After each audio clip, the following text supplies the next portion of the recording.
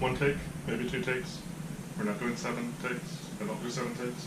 Boise, are you going to be good? Are you going to be chewing on everything? Well, where's the script? There's no script. We just talk to the camera. I'm not doing any off-script. You're gonna do great. You just talk. I'll look at you and you'll say intelligent things. Yeah. Just like that.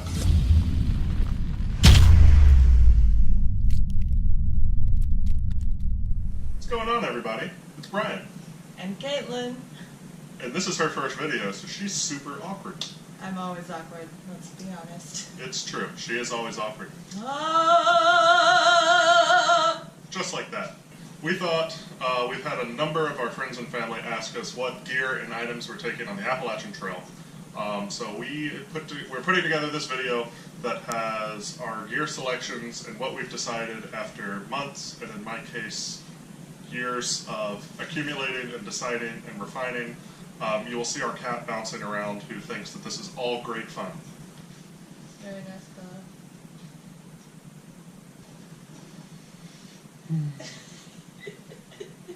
Another thing that we thought that would be a little bit unique and different is a lot of people make gear videos from his point of view. Or her point of view.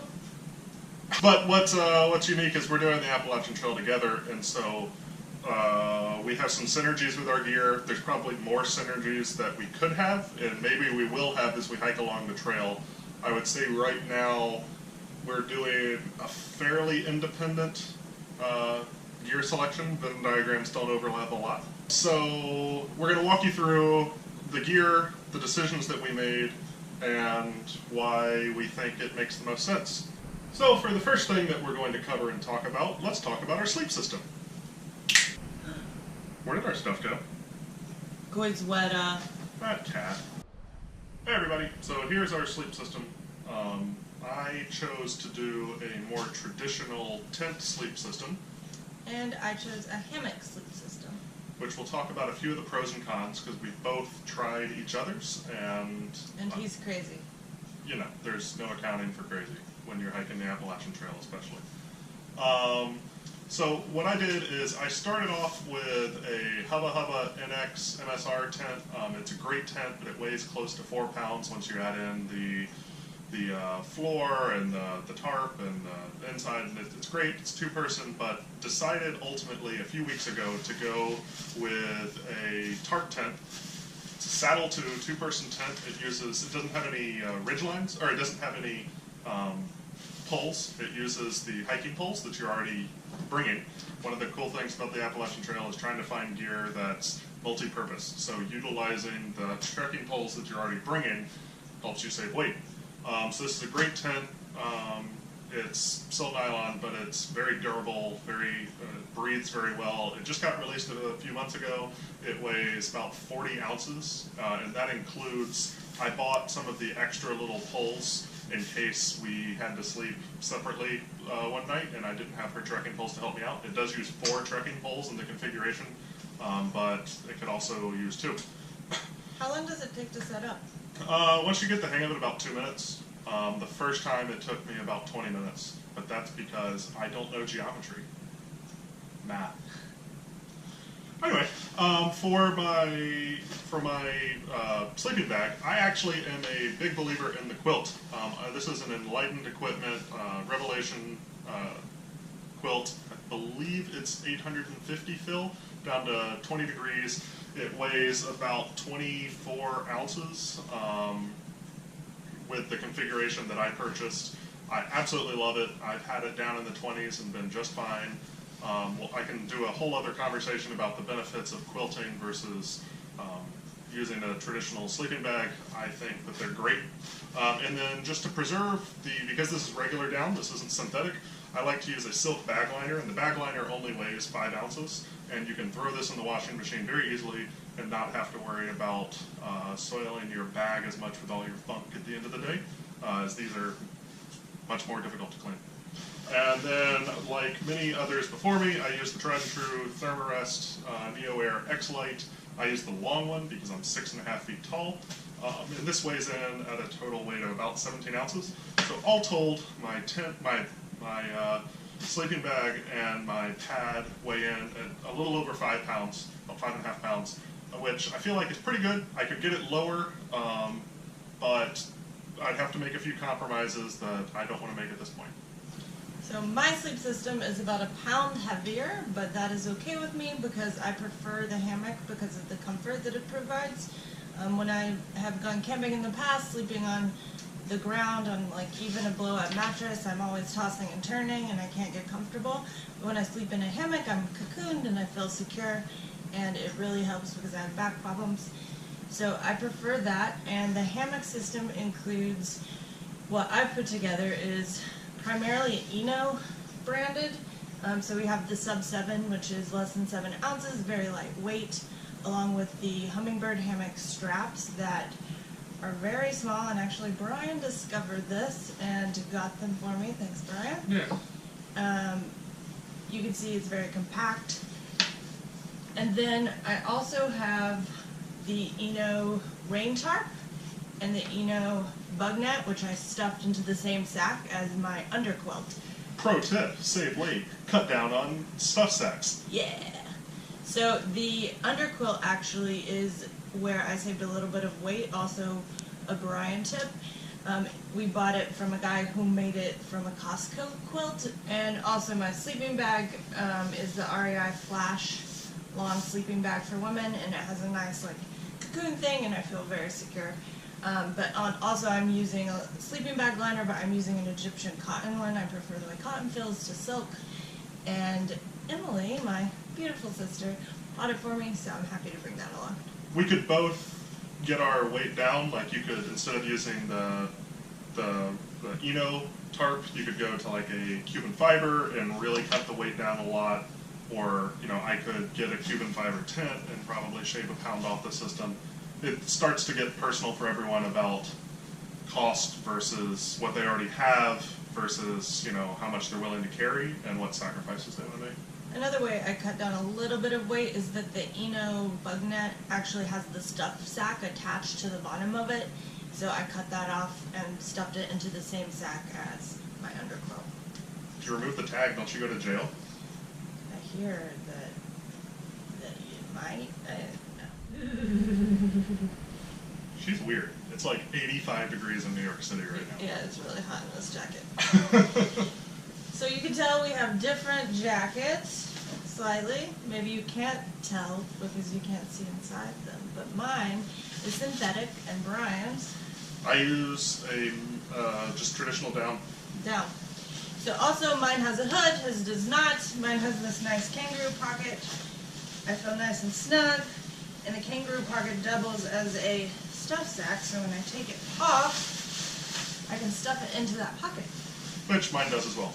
And the most important thing about my jacket is that it matches my pack by The color. most important thing about my jacket is that it's lighter than her jacket. Only 2 ounces. 3. 3. Anyway, the real important thing is find a jacket that you like, keep your jacket with you, never mail it home. You just want to find something that you're comfortable in, enjoy it. I really like this it's a Mountain Hardwear Ghost Whisperer jacket. It weighs in at about, 8.5 ounces. So very, very, very lightweight. It's great. Mine is a Patagonia Nano puff pullover in seafoam green and charcoal gray, just like my pack. One thing that you will notice about the differences between this entire presentation is she will mention the colors. I won't. I'm wearing the same clothes for 6 months. They have to be coordinated. I'm wearing the same clothes for 6 months. They're all going to look like mud. So we have lots of gear here, lots of clothing. One thing that the decision that I made, and I think Caitlin made a similar decision, is to have 3 sets of clothing, like 3 sets of socks, 3 sets of boxers, 3 sets of shirts, because we wanted to be able to have in the rotation something that could always stay clean at night. That took our clothing weight up a little bit for that extra pair, but we'll see whether we use it, and that's something where we could definitely end up saving a pound and a half if we decided that we wanted to try and save weight. But it's easier to mail it home than it is to try and find it and have it sent to you in the 100-mile wilderness. So, with that in mind. So just a brief inventory of the items that I plan to bring. We have the 2 jackets, one a rain shell, one to keep me warm. I have a base layer that's long sleeve. What I like about this is it's a Nike dry fit and it has the thumb holes so that it can stay down on my arms without sliding up. And I also have a base layer, a pair of tights that I will probably sleep in and only use if it's very cold to hike in. I brought 3 pairs of ex officio underwear in various colors. Which colors, Caitlin? Coral, seafoam green, and black. You never know what color underwear you might want to wear. 2 bras, one is Under Armour, the other is Champion. This is what I'm going to be hiking in, most likely. I have a pair of RBX very lightweight gray pants that can either be worn as capris or they can be rolled up as shorts, so versatile. 2 pairs of Fits socks, one is a little bit higher, one is a little bit lower. I appreciate the Fits socks because they come with a little heel pocket. You can see they're a unique shape. It keeps them in place and it prevents chafing and rubbing that cause a lot of blisters. I have 1 more pair of socks for just sleeping in, a very basic, like keep your feet warm, fuzzy sock. And then I have a camp outfit, which is a tank top, an Under Armour tank top, and a very lightweight pair of shorts, which match my pack. This shirt, actually, I didn't talk about. It is a Helly Hansen black women's shirt, and I like it because a lot of women's clothing has these ugly ass cap sleeves that get in the way and kind of squish in your armpits. These have longer sleeves and it comes down a bit longer and it's not cut for hips as a lot of things are, and if you have an athletic frame like I do, this is much more comfortable. I have a beanie for when it gets cold or to sleep at night to keep the heat in my head. I have knee sleeves because sometimes I have knee problems, so I'll probably hike in these for extra support. And a towel that's going to serve as both a bandana and a towel. And Brian thinks I'm crazy for this, and I probably will get rid of it, but it's one of these things that you soak in water and it keeps you cool. Or it makes you look like a Wolverine. And last but not least, shout out to good old Emery and Henry. I have a lightweight baseball cap to keep the sun out of my eyes. Wolverines! And all of that will fit into this waterproof bag that I'm going to put in the bottom of my pack. See the summit. So that I can get to it quickly because my pack is cool and has a little zip on the bottom. Oh, the most important part, my shoes. So, I did a little bit of research and I chose to purchase Oboe's shoes that match my pack. And her coral underwear. Not coral, not coral. Oh. Anyway, they match my pack, and it is a culturally, environmentally conscious company that for every pair of shoes that you buy, they will plant a tree. So I like to put my money towards things that impact the world in a positive way. What about your camp shoes? Oh my god, there's just so much stuff. My camp shoes, and also this is where Brian and I differ a bit, are a little bit heavier than his, but I think it's worth it. They are Crocs Swiftwater sandals. They just slip right on, even with socks, and Look fabulous. they look fabulous. I could wear these with a tuxedo. So what does all that gear weigh in at total? 6 pounds and Yeah, do that conversion. 1 ounce. 2 ounces? What about your glasses? How much do they weigh? Oh, I got new glasses which have not arrived yet. They are not on your list. But they don't weigh hardly anything at all. They have titanium frames. They're very flexible. You can like bend them around, and they're stylish. And they're stylish. So suffice it to say that as I am about a foot taller than her, my clothes weigh a little bit more. So, but basically they're very similar. I have 2 base layer shirts. Both of them are either polyester or merino wool. I have a hiking shirt that I hike in. It's a great REI shirt, long sleeve. I brought my SoFi student loan cotton shirt to sleep in because this thing is light and it's freaking comfortable. I mean, SoFi knows how to write a loan and they know how to make a shirt. As with everyone else on the trail, have ex officio boxers, 2 pair of boxers and 1 of boxer briefs. That's just because I had them. If I had 2 pair of boxer briefs and 1 pair of boxers, I'd do that. I am a darn tough sock believer. Love them. Have used them on the John Muir Trail. Used a lot of this stuff on the John Muir Trail, so it's tried and true for me, as well as my Zion hike earlier this year. So I have a Z-Pax Cuban fiber rain kilt, or skirt, that matches whatever, because it's gray, that I will be wearing while I'm on the trail when it's raining. A lot of people I've heard that have these may not wear it when it's raining. It just depends on how hard it's raining. But it's also good to set out almost like a placemat if it's muddy, and you can put your food and spread stuff out on it. Easy to kind of have a nice little surface. Multi-purpose. Multi-purpose. That's the theme here. I have also some of these nice little Kunto sleeves. Hers are the knees. Mine are the ankles. I have weak ankles. I don't.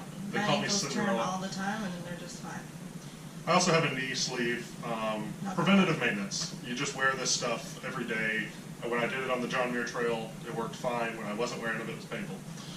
Another thing that I have that's different is I use gaiters. Dirty Girl gaiters, best stuff out there, 20 bucks. They weigh virtually nothing, and they keep all the rocks and junk out of your shoes. The pattern looks awesome. I was going to say, unfortunately, they don't match any of the rest of his clothing. You'll find a theme there as well. And then I have a bandana. I also have a pack towel, or camp towel, very similar to Caitlin's. We'll see which one I end up with. Beanie and hat, Tennessee Vols, of course.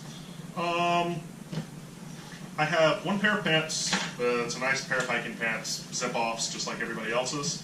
But I also have a pair of hiking shorts that I can use when it's obviously warmer outside. Haven't used them yet, so I'm really excited to be able to use these.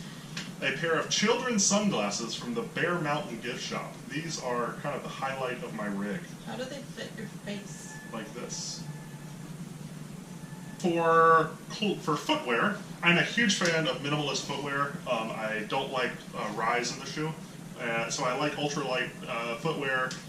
There's a whole theory and whole to-do about people who want to do boots versus people who want to do trail runners, people who want to do stuff in between, like Solomon's or Merrell's, people who want to do rainproof, people who want to not do waterproof, rainproof, whatever, Gore-Tex, not Gore-Tex. So there's lots of stuff out there. I'm not going to tell you what's right for you. I'm going to tell you what I decided to do based off of my experience and research.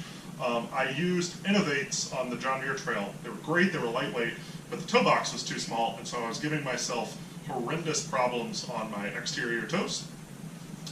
The Lone Peaks, made by Altra, are fabulous. They have an enormous toe box. It could also be a flipper if you want to go swimming, it seems like. But these things, they weigh in, the shoes weigh in at what? 27.4 ounces for the 2 of them. So they're extremely lightweight. If you wear hiking boots, you could be, 3 pounds per boot or something like that. And a pound on the foot, 4 pounds on the back. It's actually true. MIT did a test on it. Look it up.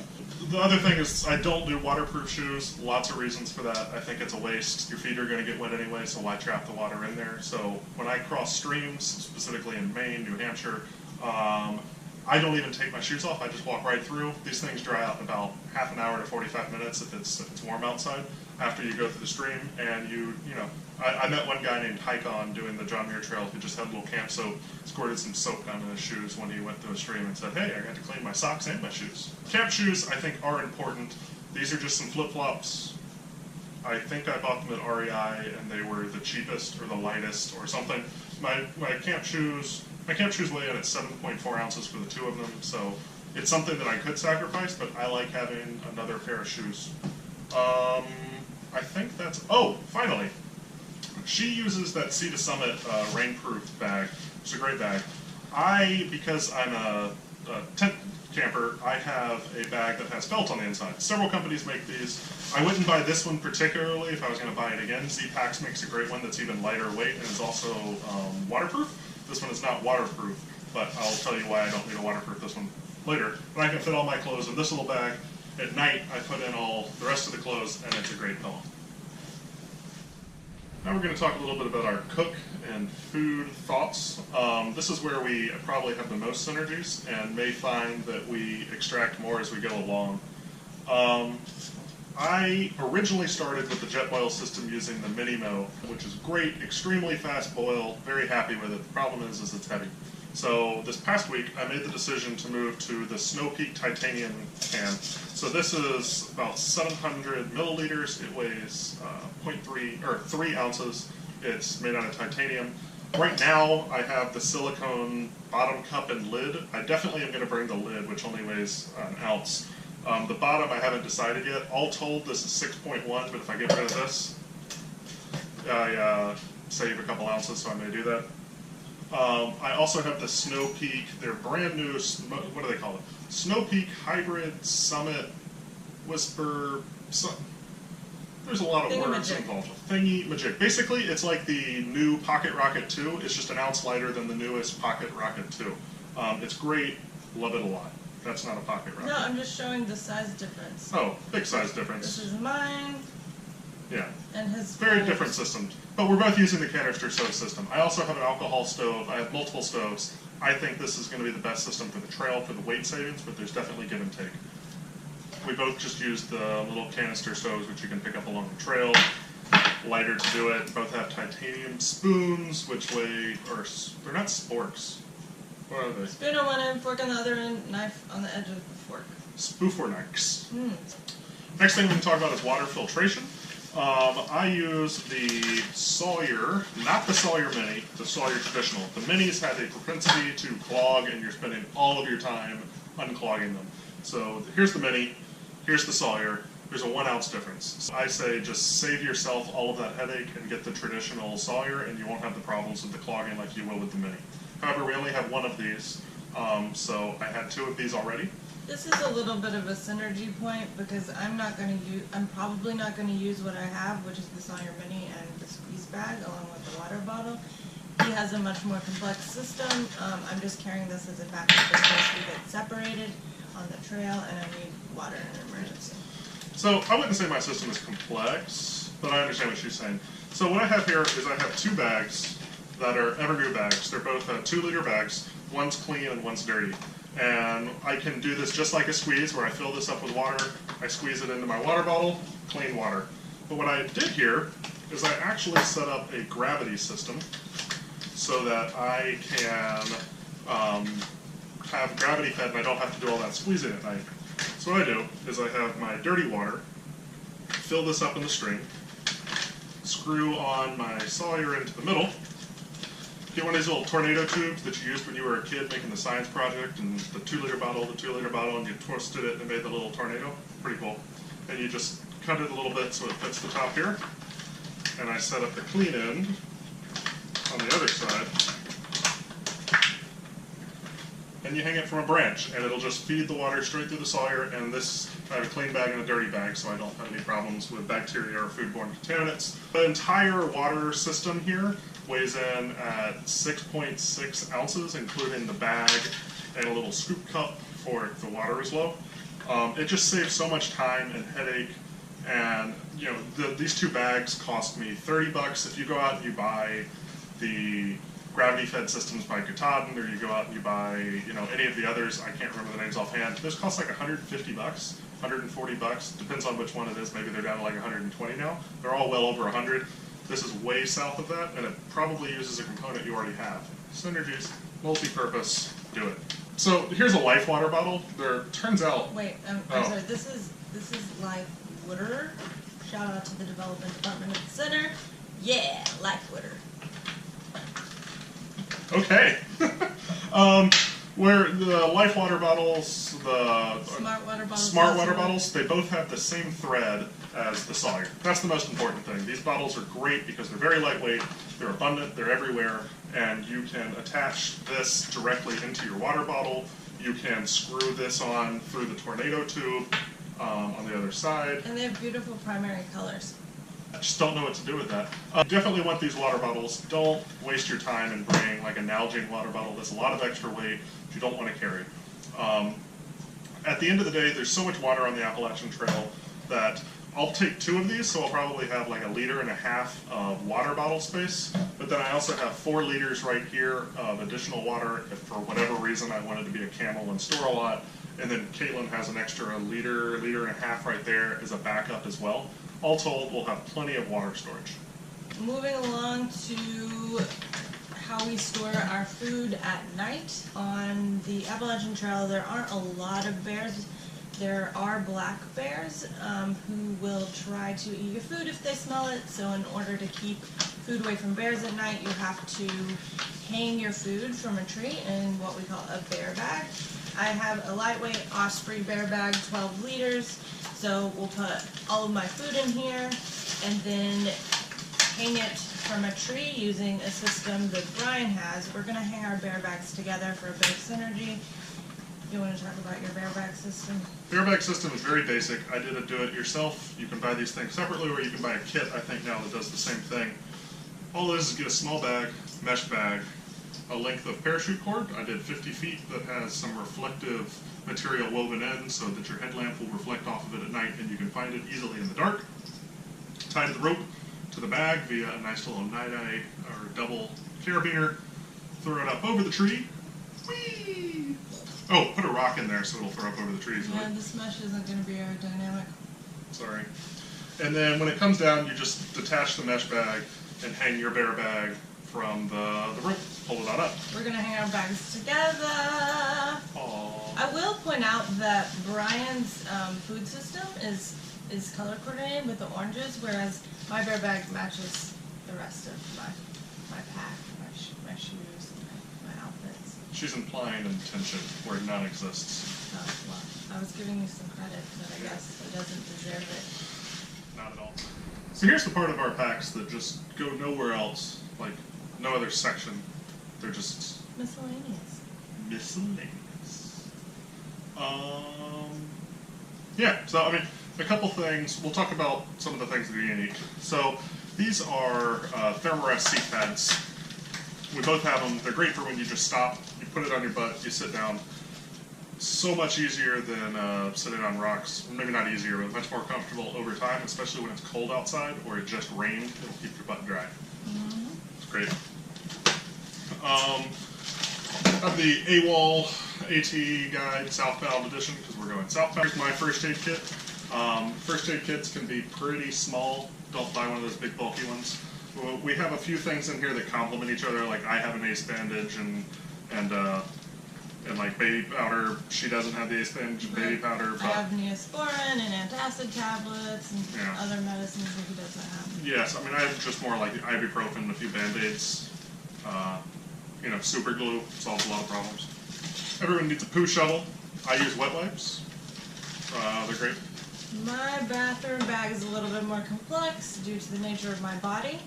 I have the wet wipes. I have the poo shovel as well, which is called the Deuce of Spades, the lightest shovel on the market, as well as a little thing of toilet paper and a tampon just in case. But for most of the time when I get my period, I'll be using a menstrual cup. I have the Athena brand. The Diva cup is really popular. And then, obviously, hand sanitizer. Bordeaux's butt paste. Best butt paste money can buy. It just prevents rashes, chafing, all sorts of stuff. I used it on the whole JMT, used it in the whole Zion, never had a problem. Electronics. Both of us are bringing an external battery. So this one's 10,000 milliamp hours. I think hers is 5,000 milliamp hours, but USB so it can recharge our electronic devices. I have a few more electronic devices than she does. I use a Garmin Fenix 3 backpacking watch, which I absolutely love. You could do a whole review and go out there if you're looking for a backpacking watch. Big fan of the Garmin Fenixes. They just came out with the 5 series. I think there's 3 different ones, and those look even cooler than this one, but love this one a lot. It's done very well for me in the past. I have that charging cable. I'm also going to be shooting footage, so we can share with you guys while we're hiking the trail.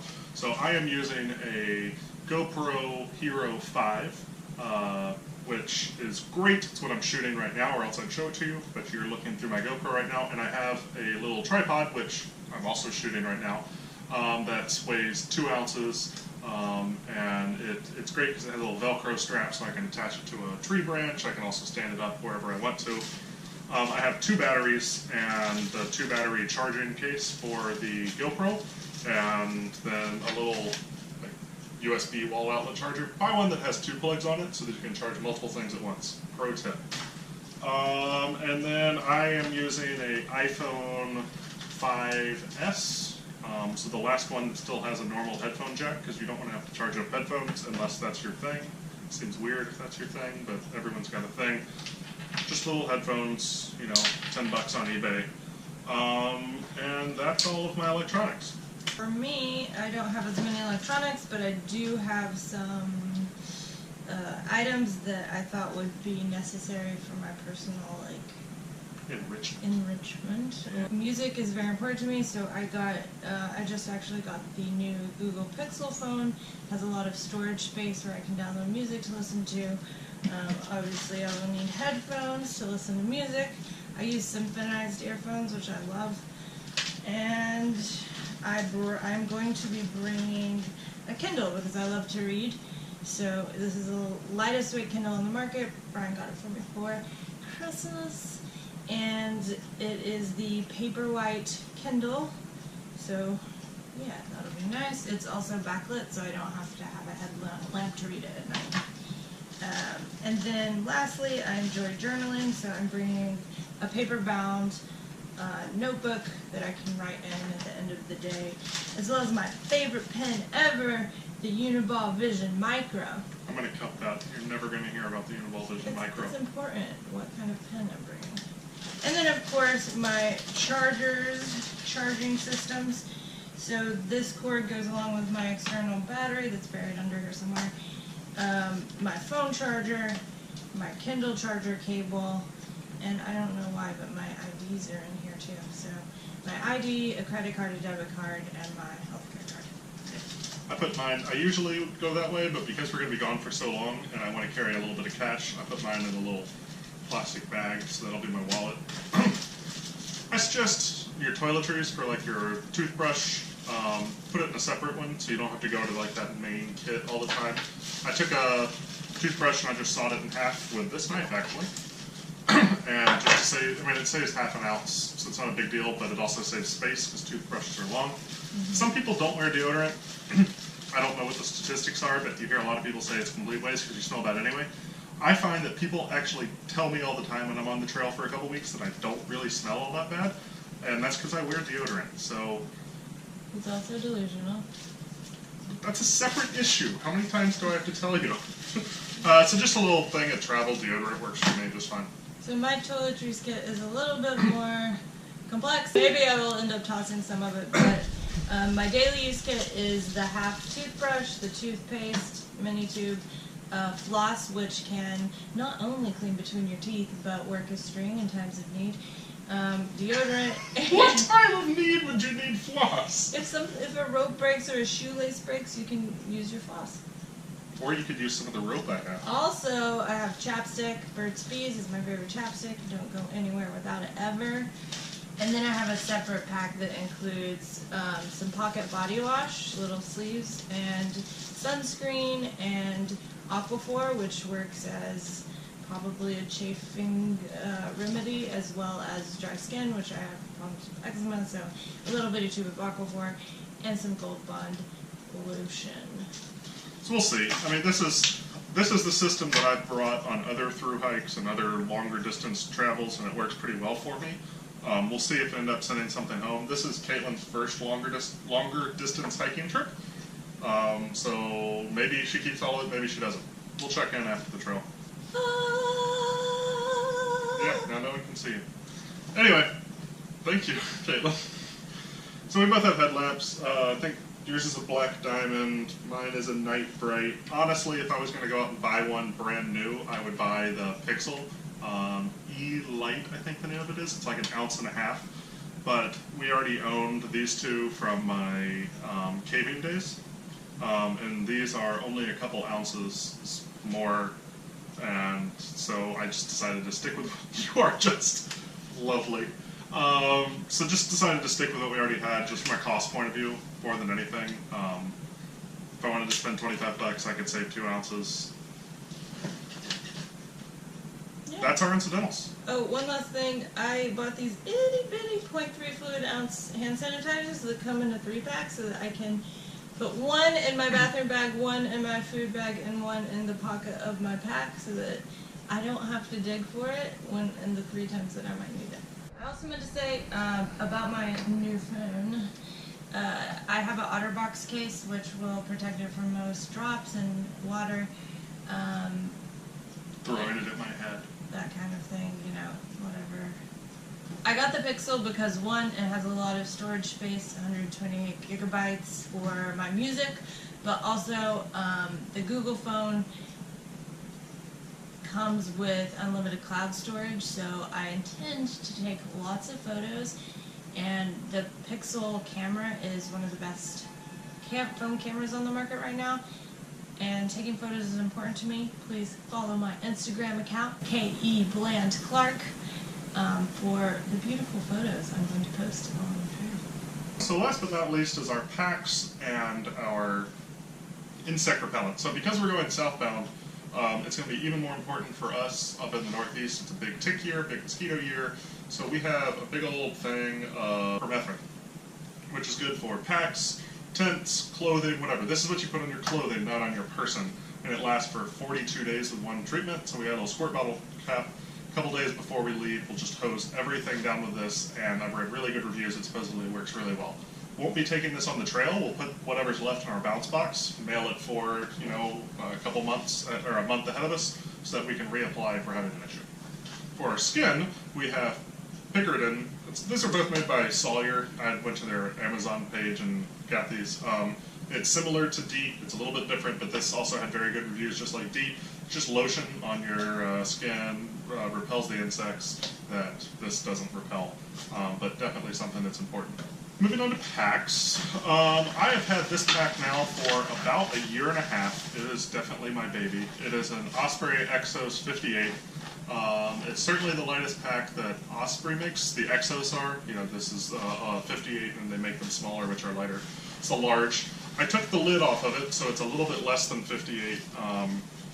I just don't think I'm going to need the storage space. I'll see, but there's a lid that'll go on the top. It's a great pack. It holds the weight absolutely fabulously. I put up to 40 pounds in one of these things and had no problems. I like the back a whole lot. This is one of the most popular features of the pack, how it breathes extremely well.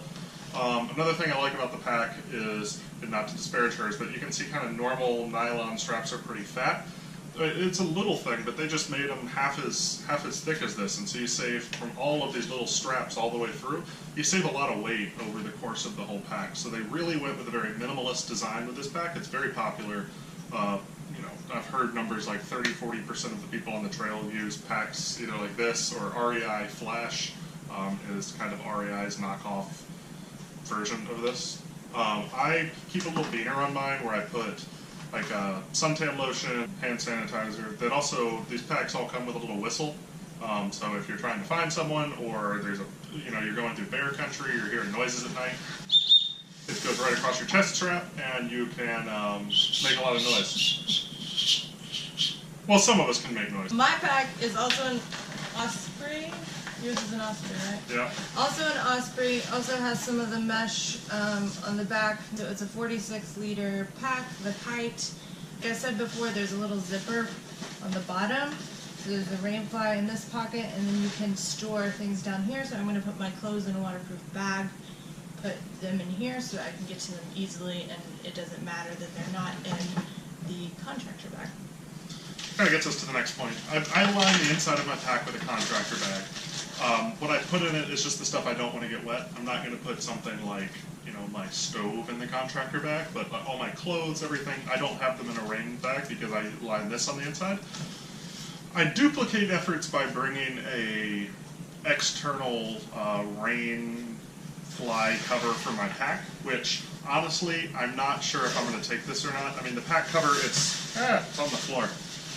The pack cover is only 3.6 ounces, but this is something easily I can leave at home because I have this, and that solves the keeping it dry point of view. I found in the past I'm bad about stopping and actually putting this thing on because I know I have this on the inside. And I have actually, on the subway hike in Zion, I had a contractor bag that I twisted the top on, and I had clothes inside of it, like knee brace, stuff like that. And just with the twisted top on the thing, without even like buckles or anything, it completely kept everything dry on the inside. It wasn't even a dry bag. So and I was completely submerged in water. Above my head, pack underwater, about 3 feet underwater, and it still kept everything dry. So it works. That's a lot cheaper than Yeah, this was $30. This cost 15 cents. You have to buy a pack of them, but whatever. The rest are garbage bags. Finally, we're both using the Black Diamond Ego Cork trekking poles. These things are fabulous. I have put my entire body weight of 240 pounds on one of these poles before when I was slipping, and it held up just fine. It's got a lock system instead of one of the screws. I hate the screw systems. I find the screws always end up breaking. So these little locks, they work great. I've never had to tighten them. I've had them for a year and a half now. But when you finally have to tighten them, it's really easy. There's just a little screw there. You just screw it down. They've also got baskets that are attached to the end, so you can use them in snowy weather. I've never really had to. And then the biggest feature on these is cork versus rubber. Cork gets really slimy after only a couple weeks use, if that, and it just feels terrible in your hand, whereas cork feels a whole lot better. Also, you meant rubber gets slimy. Rubber gets slimy, cork stays dry. Sorry if I said that backwards. Also, you'll notice it has just a little bit of an angle to it, and it's just so much more ergonomic for your hand when you're doing it to have that little bit of a tilt to it, that the ones that are straight up and down, the angle is just more harsh. It doesn't matter after one day, it probably doesn't matter after 30 days, but after many, many, many, many days, weeks, months of hiking, just that little bitty angle, it's more ergonomic, it's more natural for your hand, it's easier to get a good grip on. So I think these poles are about $115, whether it's on Amazon or REI, they're pretty much all the same price. My favorite pole on the market, highly recommended. Black Diamond, give me a sponsorship, please.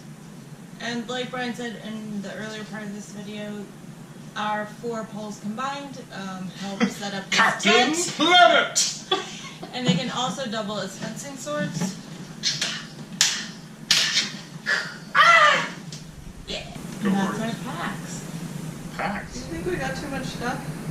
I don't know. How's it gonna fit in our pack? Uh-oh.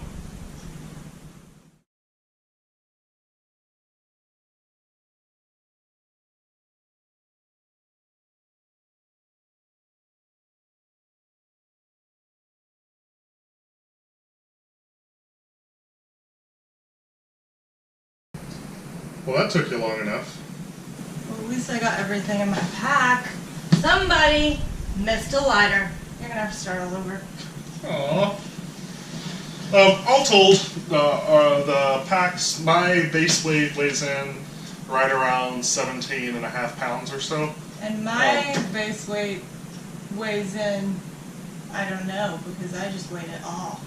So yeah, I mean, our skin weight is, so first, base weight is everything that's not on your skin, not including food or water. So everything that's on your back or in your pack is your base weight. Skin weight includes your hat and the clothes that you're wearing and your hiking poles and your shoes.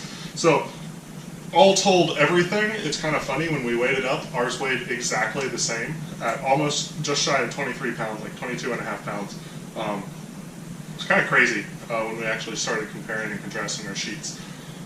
We might make a few modifications, but I think we're within a few ounces of what we were going to do on the trail. If we end up sending a few things home, we will, but that's our gear video. Hope it's been helpful. Yeah. And informative. Let's put them on. I'm ready to go hiking. Just get out of here. Let's go. I'm going to go barefoot. That's a good idea. I'm just going to carry my lighter and my shoes. Look at this neck flexibility. Let's get out of here. See you later. See you on the trail. See ya.